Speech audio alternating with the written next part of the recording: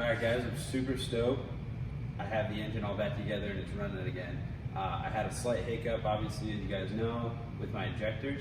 I did a rebuild on them and obviously I made the video online, and I'd like to just give kind of an update on that. It was obviously my first time doing injectors of any sort on my own, and diesel injectors, obviously, like I said in the video, everything has to be extremely clean and everything has to be ready to go back together because it's all metal mating surfaces. And I think it's about 400 PSI getting put into that injector. So it's pretty important that everything seals or if you get some leaks. I had some leaks, and I also, nobody's perfect and sometimes we do, fuck up. I also put a heat shield in upside down. Big no-no. For one, I did damage one of the injectors, so I had to use one of my spare injectors and rebuild it and put it with these. And also, it obviously will damage the heat shield. Heat shields have to be changed out regardless every time you pull the injectors out. So I got 4 new ones again. They're very cheap, like 68 cents or something like that. Went ahead and I got them pretty much out. And my good buddy Chris Dozier, he said, take a 1/2-inch breaker bar, put it in a vise, and put your 27 on it and give it hell. And on every single one, I got about 90 degrees more of movement. And the consensus is now that I have no leaks. So that's a big thing. They say in the Bentley, obviously, to do 52 foot-pounds.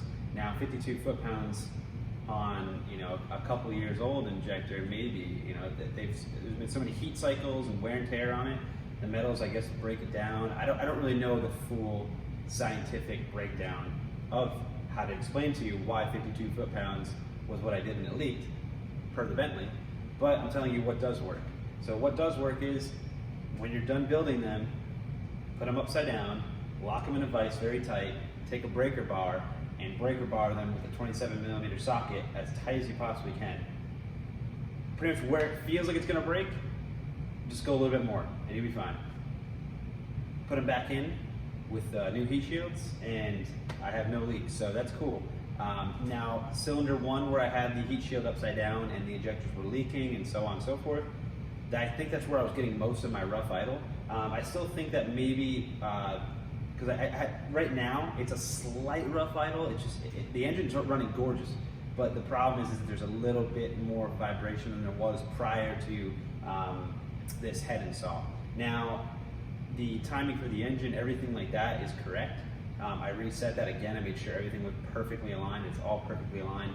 And the only thing really left is that the injectors were not pop tested. So they weren't put on a testing machine to check their braking pressure point.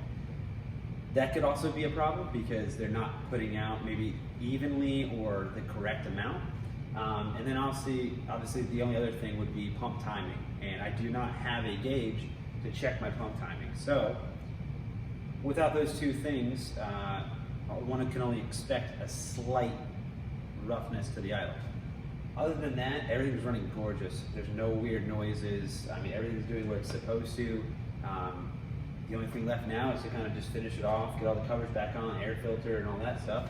And obviously, a temperature and oil pressure gauge will be installed in here, and I guess I'll make a video for you guys if you've never done it.